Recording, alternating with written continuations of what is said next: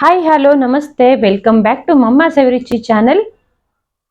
ಇವತ್ತು ನಾವು ಸೌತೆಕಾಯಿನ ಉಪಯೋಗಿಸ್ಕೊಂಡು ಇಡ್ಲಿಯನ್ನ ಮಾಡೋದು ಹೇಗೆ ಅಂತ ನೋಡೋಣ. ಇನ್ಸ್ಟಂಟ್ ಆಗಿ ಇಡ್ಲಿಯನ್ನ ಮಾಡ್ಬೋದು ಅಂತಂದ್ರೆ ನೀವು ಬೆಳಗಿನ ತಿಂಡಿನ ಅವಾಗ ರೆಡಿ ಮಾಡ್ಕೊಂಡು ಪ್ರಿಪೇರ್ ಮಾಡ್ಕೊಂಡು 1 ಅವರ್ ಟೈಮ್ ಅಲ್ಲಿ ನೀವು ಬಿಸಿ ಬಿಸಿಯಾದಂತಹ ಸೌತೆಕಾಯಿ ಇಡ್ಲಿನ ಈಸಿಯಾಗಿ ರೆಡಿ ಮಾಡ್ಕೊಳ್ಬೋದು. ಹೇಗ್ ಮಾಡೋದು ಅಂತ ನೋಡೋಣ. ಅಷ್ಟರಲ್ಲಿ ಯಾರೆಲ್ಲ ನನ್ನ ಚಾನೆಲ್ ಅನ್ನ ಇನ್ನ ಸಬ್ಸ್ಕ್ರೈಬ್ ಮಾಡ್ಕೊಂಡಿಲ್ಲ ದಯವಿಟ್ಟು ಸಬ್ಸ್ಕ್ರೈಬ್ ಮಾಡ್ಕೊಳ್ಳಿ, ಹಾಗೇನೆ ವಿಡಿಯೋಗೊಂದು ಲೈಕ್ ಕೊಡಿ ಅಂತ ಹೇಳ್ತಾ ನಾವು ಈ ರೀತಿಯ ಒಂದು ದಪ್ಪ ಸೌತೆಕಾಯಿನ ತಗೊಂಡಿದೀವಿ. ಸಾಮಾನ್ಯವಾಗಿ ಮಲೆನಾಡು ಭಾಗದವರಿಗೆ ಅಥವಾ ಮಂಗಳೂರು ಭಾಗದವರಿಗೆ ಸಾಮಾನ್ಯವಾಗಿ ಗೊತ್ತಿರುತ್ತೆ. ಈ ದಪ್ಪ ಸೌತೆಕಾಯಿಯಲ್ಲಿ ನಾವು ಇವತ್ತು ಇಡ್ಲಿಯನ್ನ ಮಾಡೋಣ. ಫಸ್ಟ್ ಈ ಸೌತೆಕಾಯಿನ ಕಟ್ ಮಾಡ್ಕೋತೀನಿ.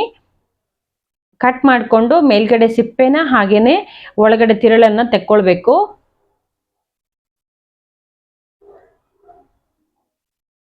ಈ ಸೌತೆಕಾಯಲ್ಲಿ ನೀರಿನ ಅಂಶ ಜಾಸ್ತಿ ಇರುತ್ತೆ. ಫಸ್ಟ್ ಈ ರೀತಿ ಕಟ್ ಮಾಡ್ಕೊಂಡ್ಬಿಟ್ಟು ನಾವು ಈ ಬೀಜದ ತಿರುಳಿರುತ್ತಲ್ಲ ಇದನ್ನೆಲ್ಲ ನೀಟಾಗಿ ತಕೊಂಡ್ಬಿಡೋಣ.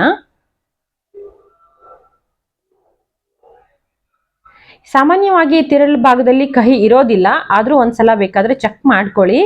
ನಾವು ಮಂಗಳೂರು ಸೌತೆಕಾಯಿ ಮಗೆಕಾಯಿ ಎಲ್ಲ ತಗೊಳ್ತೀವಲ್ಲ ಅವಾಗ ಸ್ವಲ್ಪ ಕಹಿ ಅಂಶ ಇರೋ ಚಾನ್ಸಸ್ ಇರುತ್ತೆ. ಆಮೇಲೆ ಸಿಪ್ಪೆ ಎಲ್ಲ ಕೆತ್ತಿದ್ದಾದ್ಮೇಲೆ ಈ ರೀತಿ ತೆಂಗಿನಕಾಯಿ ತುರಿಯೋದಿರುತ್ತಲ್ಲ ಆ ರೀತಿ ಇದರಲ್ಲಿ ತುರ್ಕೊಳ್ಳೋಣ ಸಣ್ಣದಾಗಿ. ನೀವು ಕಟ್ ಮಾಡಿ ಹಾಕೊಳಕ್ ಹೋಗ್ಬೇಡಿ, ಯಾಕಂದ್ರೆ ಇಡ್ಲಿ ನಾವು ತುಂಬಾ ಹೊತ್ತು ನೆನೆಸಿ ಇಡೋದಿಲ್ಲ.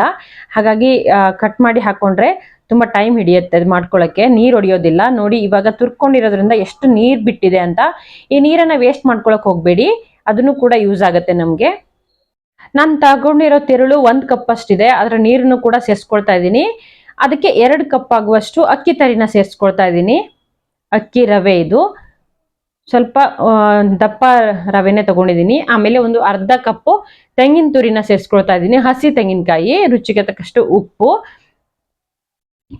ಇಷ್ಟನ್ನು ಸೇರಿಸ್ಕೊಂಡು ಚೆನ್ನಾಗಿ ಮಿಕ್ಸ್ ಮಾಡ್ಕೊಳ್ಬೇಕು. ನಮಗೆ ಇದಕ್ಕೆ ಎಕ್ಸ್ಟ್ರಾ ನೀರಿನ ಅವಶ್ಯಕತೆ ಇರೋದಿಲ್ಲ, ಇದೇ ನೀರೇ ಸಾಕಾಗುತ್ತೆ. ಸೌತೆಕಾಯಿಗೆ ಉಪ್ಪನ್ನ ಸೇರಿಸಿದ್ಮೇಲೆ ಇನ್ನಷ್ಟು ನೀರು ಬಿಟ್ಕೊಳ್ತಾ ಹೋಗುತ್ತೆ, ಹಾಗಾಗಿ ನಮಗೆ ಎಕ್ಸ್ಟ್ರಾ ನೀರಿನ ಅವಶ್ಯಕತೆ ಇಲ್ಲ. ಇದೇ ನೀರಲ್ಲಿ ಮಾಡಿದ್ರೇನೆ ಇಡ್ಲಿ ಸಾಫ್ಟ್ ಆಗಿ ಬರುತ್ತೆ. ನೀವು ಎಕ್ಸ್ಟ್ರಾ ನೀರು ಸೇರಿಸ್ಕೊಳ್ಳೋದ್ ಬದಲಿಗೆ ಸ್ವಲ್ಪ ಗಟ್ಟಿ ಆಯ್ತು ಅಂತಂದ್ರೆ ಇನ್ನಷ್ಟು ಸೌತೆಕಾಯಿ ತುರಿನೇ ಸೇರಿಸ್ಕೊಳ್ಳಿ, ಆವಾಗ ಇಡ್ಲಿ ಕೂಡ ಸಾಫ್ಟ್ ಆಗಿ ಬರುತ್ತೆ.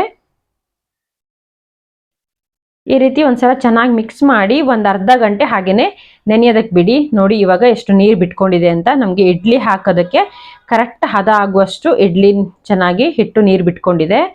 ಇವಾಗ ಇಡ್ಲಿ ಹಿಟ್ಟು ಕೂಡ ಕರೆಕ್ಟ್ ಆಗಿ ಬಂದಿದೆ. ಹಿಟ್ಟು ಕಲಸಿ ಆದ ನಂತರ ಒಂದು ಅರ್ಧ ಗಂಟೆ ಹಾಗೇನೆ ಚೆನ್ನಾಗಿ ನೆನೆಯೋದಕ್ಕೆ ಬಿಡಬೇಕು.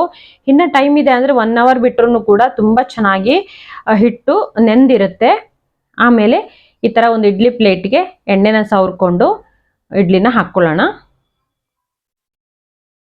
ನಿಮ್ಮ ಹತ್ರ ಟೈಮ್ ಜಾಸ್ತಿ ಇದೆ ಅಂದ್ರೆ 1 ಅವರ್ ನೆನೆಸಿಡಿ, ತುಂಬಾ ಚೆನ್ನಾಗಿ ಬರುತ್ತೆ. ಇಲ್ಲ ಅಂದ್ರೆ ಅರ್ಧ ಗಂಟೆನೂ ಕೂಡ ಮಾಡ್ಕೊಳ್ಬಹುದು, ಅರ್ಧ ಗಂಟೆಲಿ ಕೂಡ ಮಾಡ್ಕೊಳ್ಬಹುದು. ಆಮೇಲೆ ಈ ರೀತಿ ಇಡ್ಲಿನ ಪ್ಲೇಟ್ಗೆ ಹಾಕ್ಬಿಟ್ಟು ನಾನಿಲ್ಲಿ ಕುಕ್ಕರಲ್ಲಿ ಬೇಯಿಸ್ಕೊಳ್ತಾ ಇದ್ದೀನಿ. ಮಾಮೂಲಿ ಕುಕ್ಕರಲ್ಲಿ ಈ ತರ ಇಡ್ಲಿ ಸೆಟ್ಗೆ ಹಾಕ್ಬಿಟ್ಟು ಒಂದು 20 ನಿಮಿಷ ಬೇಯಿಸ್ಕೊಳ್ತಾ ಇದ್ದೀನಿ. 20 ನಿಮಿಷ ಬೆಂದ್ರೆ ಸಾಕಾಗತ್ತೆ. ಒಂದು 20 ರಿಂದ ಅರ್ಧ ಗಂಟೆ ಬೇಯಿಸ್ಕೊಳ್ಳಿ. ಈ ರೀತಿ ಕುಕ್ಕರಲ್ಲಿ ಇಟ್ಬಿಟ್ಟು ಒಂದು 20 ನಿಮಿಷ ಬೇಯಿಸ್ಕೊಂಡಿದ್ದೀನಿ. ದೊಡ್ಡ ಉರಿ ಇಟ್ಬಿಟ್ಟೆ ಬೇಯಿಸ್ಕೊಳ್ಳಿ.